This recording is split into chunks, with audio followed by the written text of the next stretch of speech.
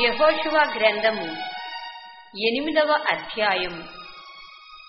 మరియు యెహోవా యెహోషువతో ఇట్లనెను, భయపడకుము, జడియకుము, యుద్ధ సన్నద్ధులైన వారిని అందరినీ తోడుకొని హాయి మీదికి పొమ్ము. చూడుము, నేను హాయి రాజును అతని జనులను అతని పట్టణమును అతని దేశమును నీ చేతికి అప్పగించుచున్నాను.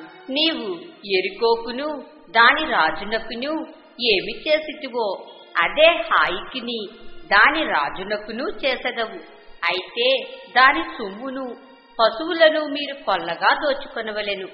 పట్టణపు పడమటి వైపున మాటుగాండ్లనుంచుము.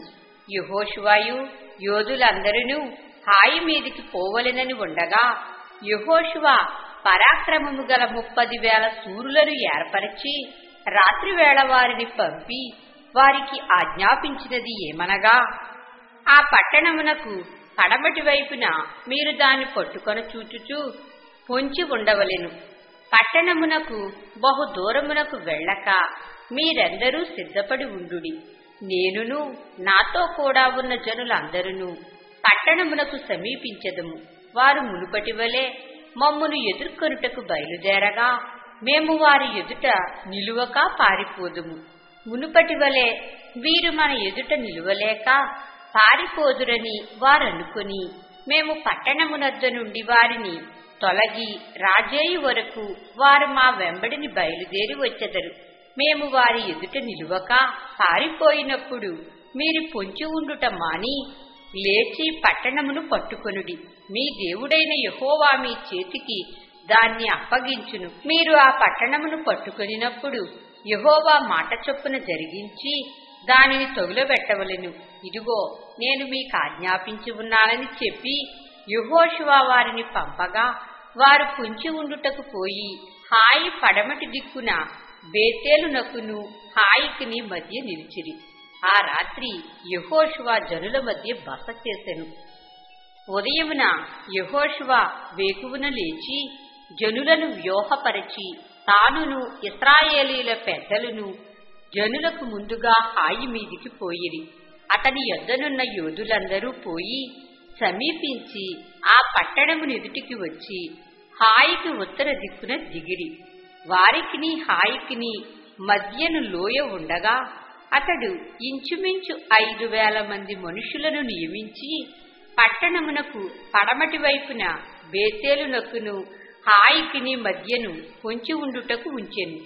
వారు ఆ జనులను అనగా పట్టణమునకు ఉత్తర దిక్కున ఉన్న సమస్త సైన్యమును పట్టణమునకు పడమటి దిక్కున దాని వెనుకటి భాగమున ఉన్నవారిని ఉంచిన తరువాత యెహోషువ ఆ రాత్రి లోయలోనికి దిగిపోయెను. హాయిరాజు దాన్ని చూచినప్పుడు అతడును అతని జనులందరూ పట్టణస్థులందరూ త్వరపడి పెందలకడ లేచి మైదానము ఎదుట ఇశ్రాయేలీయులను ఎదుర్కొని తాము అంతకు ముందు నిర్ణయించుకుని స్థలమున యుద్ధము చేయుటకు బయలుదేరిరి. తన్ను పట్టుకొనుటకు పొంచియున్నవారు పట్టణమునకు పడమటి వైపున ఉండిన సంగతి అతడు తెలుసుకొనలేదు. యెహోషువయు ఇశ్రాయేలీలందరూ వారి ఎదుట నిలువలేక ఓడిపోయిన వారైనట్టు అరణ్య మార్గము తట్టు పారిపోయినప్పుడు వారిని ఆతురముగా తరుముటకై హాయిలో ఉన్న జనులందరూ కూడుకొని యెహోషువను తరుముచూ పట్టణమునకు దూరముగా పోయిరి. ఇశ్రాయేలీయులను తరుముటకు పోనివాడొకడును హాయిలోనే కాని బేతేలులోనే కాని మిగిలి ఉండలేదు. వారు గవిని వేయక పట్టణమును విడిచి ఇశ్రాయేలీయులను తరుమబోయి ఉండిరి. అప్పుడు యెహోవా యెహోషువతో ఇట్లనెను, నీవు చేతపట్టుకొనిన ఈటెను హాయి వైపుగా చాపుము, పట్టణమును నీ చేతికి అప్పగింతును. అంతట యెహోషువ తన చేతనున్న ఈటెను ఆ పట్టణము వైపు చాపెను.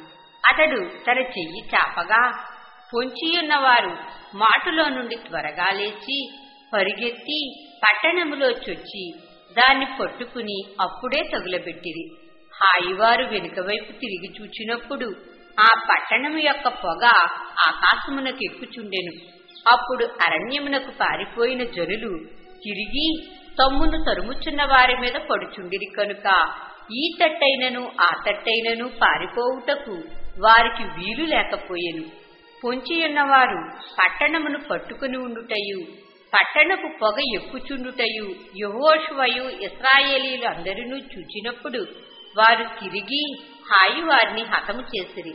తక్కిన వారును పట్టణములో నుండి బయలుదేరి వారికి ఎదురుగా వచ్చిరి.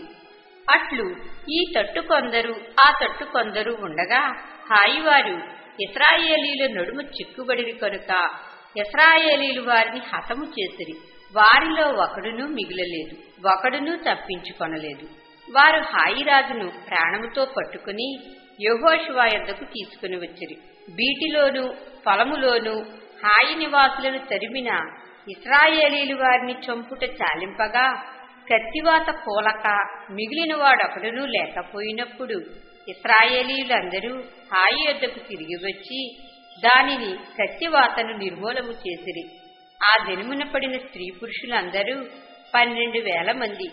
యెహోషువ హాయి నివాసులందరినీ నిర్మూలము చేయు వరకు ఈటెను పట్టుకుని చాచిన తన చేతిని తిరిగి ముడుచుకొనలేదు. యెహోవా యెహోషువకు ఆజ్ఞాపించిన మాట చొప్పున ఇశ్రాయేలీయులు ఆ పట్టణములోని పశువులను సొమ్మును తమ కొరకు కొల్లగా దోచుకునిరి. అట్లు యెహోషువ హాయి నిత్యము పాడైపోవలెనని దాన్ని కాల్చివేసెను. నేటి వరకు అది అట్లే ఉన్నది. యెహోషువ హాయి రాజును సాయంకాలము వరకు మ్రాను మీద వేలాడతీసెను. ప్రొద్దుగుంకుచున్నప్పుడు సెలవీయగా జనులు వాని శవమును మ్రాను మీద నుండి దించి ఆ పురద్వారం ఎదుట దాన్ని పడవేసి దాని మీద పెద్ద రాళ్ల కుప్ప వేసిరి. అది నేటి వరకు ఉన్నది.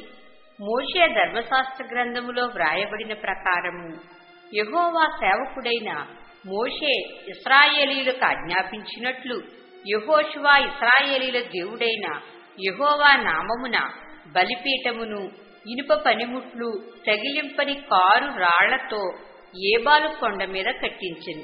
దాని మీద వారు యెహోవాకు దహన బలులను సమాధాన బలులను అర్పించిరి. మోషే ఇశ్రాయేలీయులకు వ్రాసి ఇచ్చిన ధర్మశాస్త్ర గ్రంథమును ఒక ప్రతిని అతడు అక్కడ ఆ రాళ్ల మీద వ్రాయించెను. అప్పుడు ఇశ్రాయేలీయులను దీవించుటకు యెహోవా సేవకుడైన మోషే పూర్వము ఆజ్ఞాపించినది జరగవలెనని పరదేశులేమి వారిలో పుట్టినవారేమి ఇశ్రాయేలీయులు అందరును వారి పెద్దలును వారి నాయకులను వారి న్యాయాధిపతులను యెహోవా నిబంధన మందసమును మోయు యాజకులైన లేవీయుల ముందర ఆ మందసమునకు ఈ వైపున ఆ వైపున నిలిచిరి.